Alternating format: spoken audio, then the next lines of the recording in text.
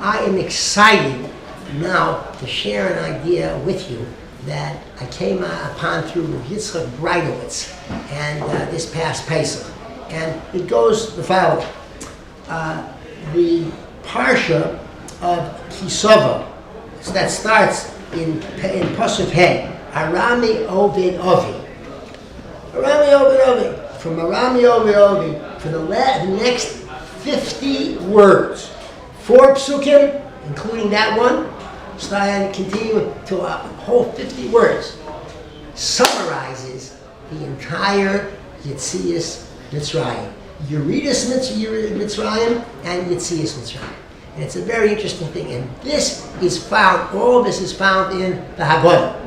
When the Haggadah and the Rambam says, we darshan from where? From Arami Ovid Ovid, and verbatim, each of these 4 psukim are then quoted and brought down in the Haggadah, and then everything else which is discussed at that point, after each pasuk, is the Haggadah darshans by bringing different parts from Shmos V'ei Rabo B'Shalach.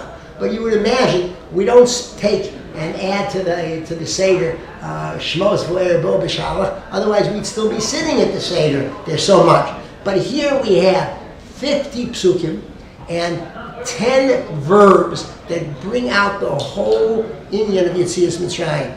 It starts with Arami Ovid Ovid, which is, of course, Lavan, and it says, Vayerid Mitzrayim Vayoger Sham B'Mseima.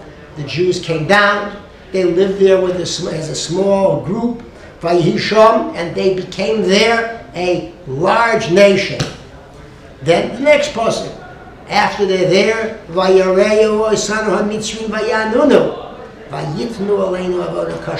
Then the Egyptians were very difficult, with them, and they inflicted them, and they gave them hard work for slavery.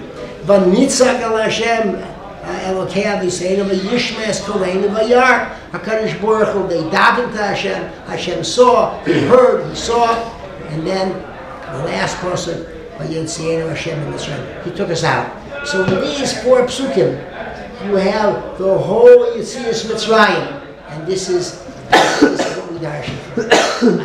Very often, we were talking in the Chavrusa this evening that people, when we start, go through the Haggadah, when it comes to these psukim, so we just go through quickly these psukim because we've had a lot to do with the Haggadah up to that point. But the truth is, it's something for us to be aware of, that this is the major part of the Haggadah of the Sipur Yetzias Mitzrayim, and the person prepares for it, and it comes from Parshas Ki Savo. In particular from Ki Savo, because Ki Savo has not only Emunas Hashem, of our experience with Hashem, but it also has Hakaras HaTorah. It has, at least for the fact that we're not Kafui Torah, and it has Hakaras HaTorah, and this is part of what goes on at the Seder too. The Ikar is Emunah, and that's what we're passing on from generation to generation. But along with that is the great appreciation for what HaKadosh Baruch Hu has done for us, and it's appropriate that right out of Bikurim,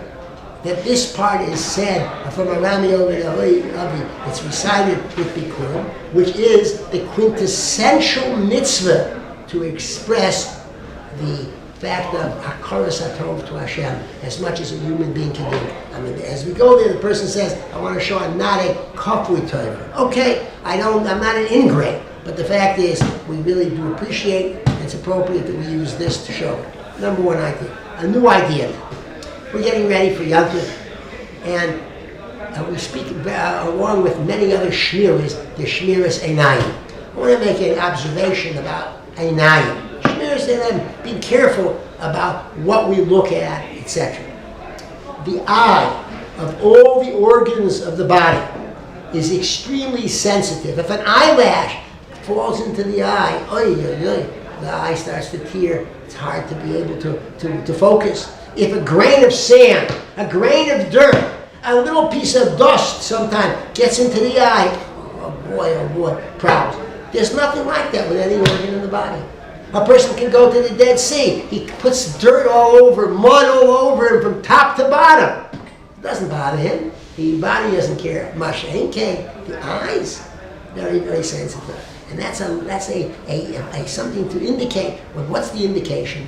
The Sforim say the eye is the Mishkan Hashchina. In a human's body, it is the dwelling place of the Shechina. Is the eye. And the fact is, they say the eye is the window of the soul. The fact is that it's the Mishkan Hashchina. That's why when a person passes on, the Chevra Kadisha, that when they're preparing him for burial, place dirt on his eyes. Now, many different reasons for it. That's not the purpose of what we're saying now. But when he was alive, as the Mishkan Hashchina, we have to make sure the eyes are completely, and can see, not even an eyelash. After he passes away, it's not the Mishkan Hashchina anymore. You can put dirt in his eyes, and that's okay too. But so therefore, one has to be extremely careful, and during this time, to be careful of the Mishkan Hashchina and keep it in the best possible way. Another idea, when we are going to be dipping in Yis Hashem, the tapuach and dvash, the apple and honey, it is interesting to see that what type of honey do we use? We use honey from, I would think maybe from Tmorim. Maybe date honey, that would be very good, because dates are one of the fruits of Eretz Yisrael. But no, we use bees honey.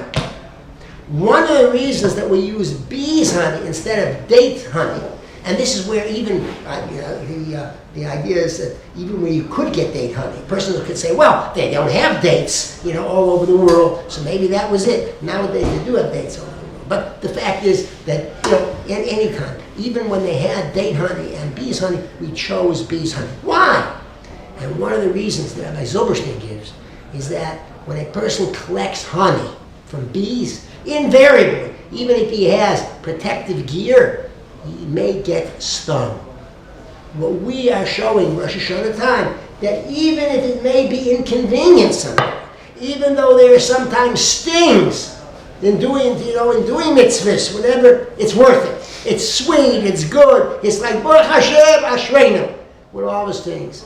Sometimes someone said to me, even with the sting, it's because there are stings, and they even make it more geschmack. Whatever it is, the fact is, Baruch Hashem, that we are doing mitzvahs despite anything that gets in our way. Lastly, I'll speak about the shofar for a moment. And the shofar, now the Rambam says, of course, Uru Yeshayim mi shinaskam. Wake up! This is what you do. Today is 10 more days till Rosh Hashanah. Wake up! Fine, it's true.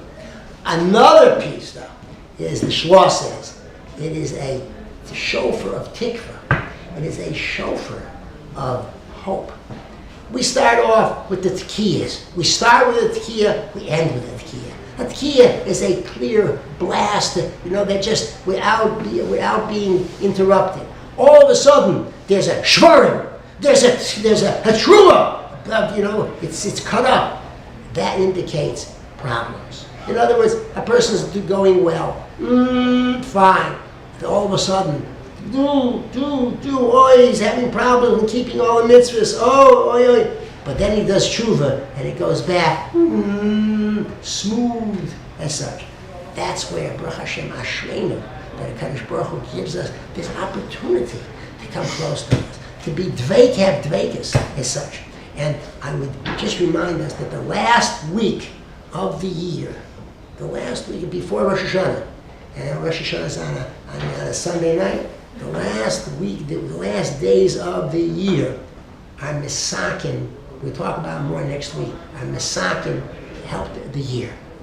There's one approach of the 7 days within the 10 days of Aseret Shnei Tshuva. There's another, Rav Eliezer Lopian speaks about it. There's also the last days of the week, the last Sunday, the last Sunday night, Monday, Tuesday, Wednesday, Thursday, Friday, Shabbos. They are going to help us to repair all the various days of the year if we take them seriously and work on it. Ken Yehi Ratzon, that we should be able to do all of this. Good Shabbos.